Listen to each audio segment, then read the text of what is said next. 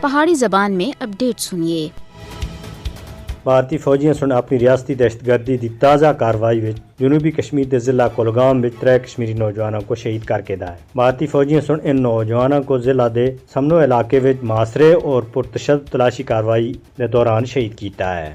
آخری اطلاعات آنے تک بھارتی فوجی آپریشن جاری ہے۔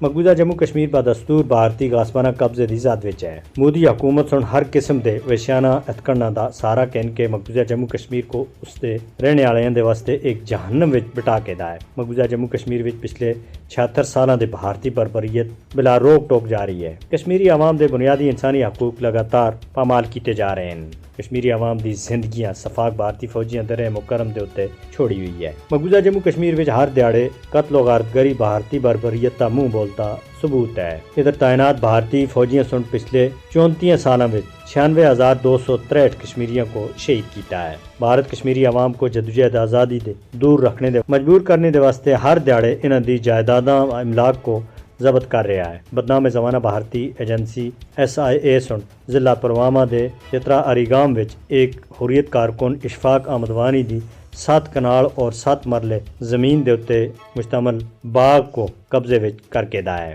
سیاسی ماہرین اور تجزیہ کاراں دا آخنا ہے کہ وسطائی مودی حکومت کشمیری عوام دی زمینہ اور جائیداد و املاک دے اتے قبضہ اور انہاں کو ضبط کر کے غیر قانونی طور دے اتے مقبوضہ جموں کشمیر وچ آبادی دے تناسب کو بگاڑنے دے واسطے اپنے نو آبادیاتی منصوبے کو اگے بڑھا رہے ہیں۔ تقریباً 10 لاکھ بھارتی فوجیاں دی موجودگی وچ مقبوضہ جموں کشمیر کو دنیا دا سب دے زیادہ فوجی تعیناتی والا عسکری علاقہ بنا کے دا ہے۔ مودی حکومت کشمیریاں دی آزادی دی آواز کو دبانے دے واسطے ہر وحشیانہ حربہ استعمال کر رہی ہے۔ دنیا کدو تک مقبوضہ جموں کشمیر وچ تاریخ دے بدترین بھارتی جبر دے اتے چپ تماشائی بنی رہسی۔ بین الاقوامی برادری اخلاقی طور دے اتے پابند ہے کہ وہ مقبوضہ جموں کشمیر وچ اپنی ظالمانہ پالیسیاں کو ترک کرنے دے واسطے بھارت دے اتے دباؤ بائے۔